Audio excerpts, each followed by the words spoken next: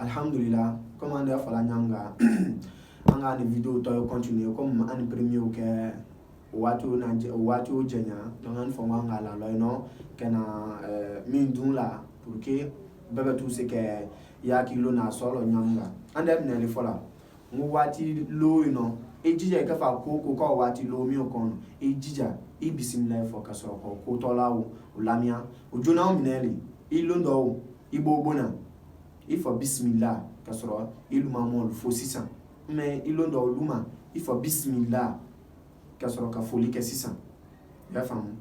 fiaɲɔ minɛli i ka tɔ k'i kana de ko bui kana i fɔ bismillah ka sɔrɔ i de ko bui kana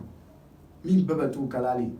pour que ala se k'a na taaɲa ma ka bɔ baara yongo tɔɔrɔ ma ka bɔ kɔtiti tɔɔrɔ ma ka bɔ jinaɲon tɔɔrɔ ma ani ka bɔ bayon fana tɔɔrɔ ma il k'a fɔ ko nafa minɛ min na n k'a dege bɔ n kana ni fɔ bisimilayi n k'a lɔbɔ na n fɔ bisimilayi parce que il t'a lɔ il kɛ ka bɔli i ma lɔ minɛli ma kɔnɔ duma i dun fana tɛ lɔ minɛli ma kɔnɔ ile de ko la cilaw fɛn dɔ ye la mɔgɔ gansan mu tɔw ye la cilaw ni nabi ɲuman bɛɛ bɛ t'u cini olu fɛn dɔ ye la mɔgɔ dɔw tɔw ye la to i kɛ komi fɔ an ye an ka ka ko tɔlaw kɛ gbamiya la ka ko k'an zi ban o baaraw la an fa ni ma lɔ ni lɔ a faamuna kɛ sawaɲɔ minɛli ole ilo dɔ lolo i fɔ bismillah ka sɔrɔ ka lolo lɔ kɛrɛkɛrɛni fana min na mɛ ni tɔ lɔ min mo se k'i wasa a fiaɲɔ fana a na ɲɔ minɛli ole ilɔm kɛtɔ kɛna girinje k'i bolo suman lɔ parce que o défaut le mo sɛman zɔra ni ɲama diɲɛ laban min na ile k'i suman o ma mais fɛn dɔ di ile ma bon ile i presse ko yongo ile fɛn dɔ ta ka bɛn la i ta lɔ fɛn dɔ la ɲaɲini ka di ma mais bɛ minɛli kɛla ni kɔni kɛ k'i bɛ baara yonɔli kɛ fɛn dɔ la ma fɔ ko ni bɛ poison ni kala mais fɛn o fɛn n'o se ka mɔ fa direct n'o fɛn o kɔni tɛ ni baara yoni ni gbaya ko le mais fɛn baara nɔli ni kɔni k'i bolo suman lɔ ka fɔ bismillah o fɛn dɔ la o tiɲɛna le o le na ɲɔ a lo ɲɔ minɛli ole ama nya valo a hakato ole ni mo mi nya fu ke a fo ke se fu muso ma muso mi nya fu ke a fu choko ko makola sani na ka fu nyonya lamia ifo bismillah no keke shetana o ninyo o sendalu ale komino parce que ni shetana zengalo lo o di dola o shetana fanse ola o di dola o shetana se ka tora baba tulaka mais ni ka fo ko bismillah cila ko sallallahu alaihi wasallam ko die mi ko shaitan da sai ka soma fokata den dola wa nyama ya baba tuwe minele ko son ani fola ko ani feminu fo suno nyama ya ko baba tule ka fa ko la mi peski cila we fani ko ni we la mi ni ma la mi ni bismillah ile ko barakata ko lo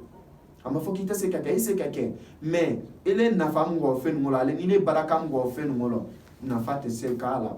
nya susulema nge wati lo mini anewe falaya porque agba nyala me ali nyama ya fon baba tuli ali ni wati sawa fana no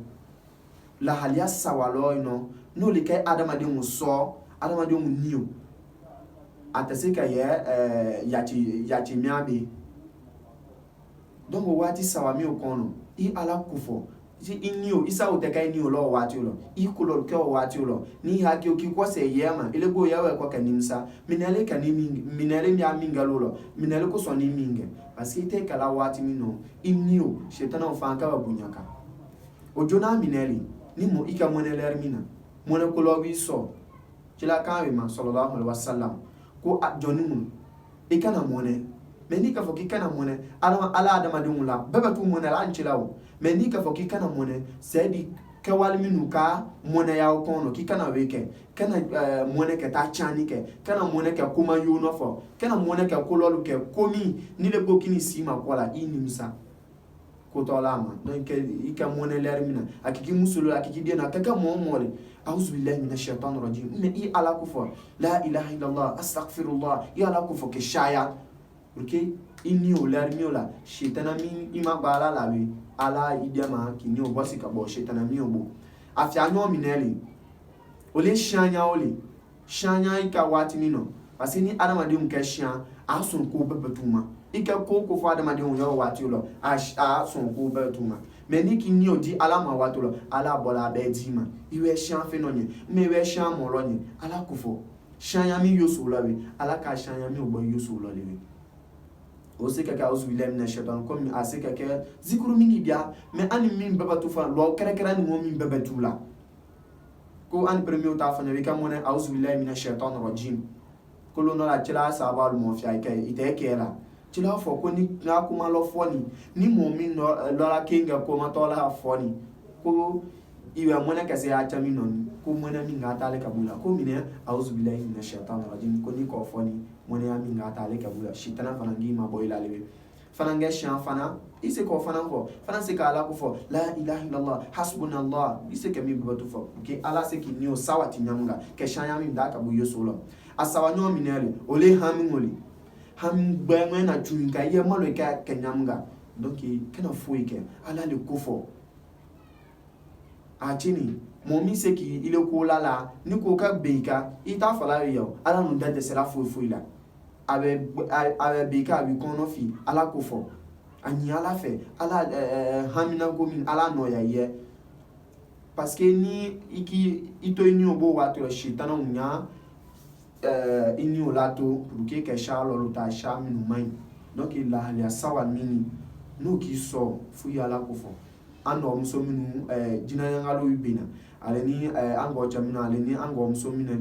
la halia sawa mimi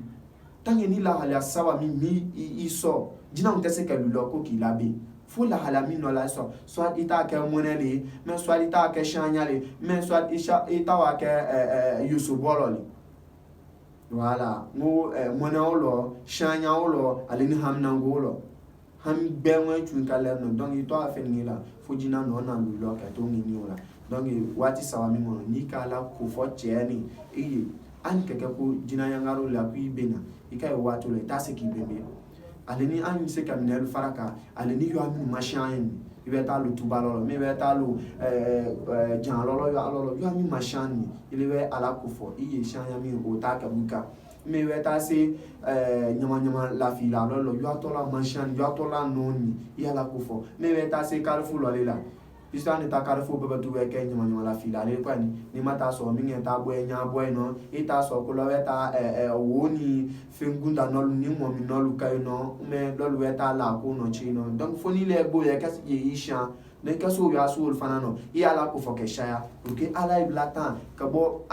bara yonelo minelo ala ilatan kabo $1 toroyama nyanga donc minelu latan li mo se ke mige kabo anga foko rukia yo ami nongo toroyala ni kaminu ke isio bara isio kono ala ilatan kabo jinango lu toroma ala ilatan kabo davion ba tu toroma iko adama de no iko mineo abebetu ini isio bara oli donc fitini minete amu yo aina kafaye ama uni anvalo alini angocha nanga se yo amino anfo assalamu alaikum wa rahmatullahi wa barakatuh anya ka wati be na la kason anya to ka temidimi kata mi wala dawo didile alini jinango lu ni ko tiko ni fen mumini na la ka jama kanzi ose wati jama anya fam ya share manzo kabo alinja fe kabo bwaki assalamu alaikum wa rahmatullahi wa barakatuh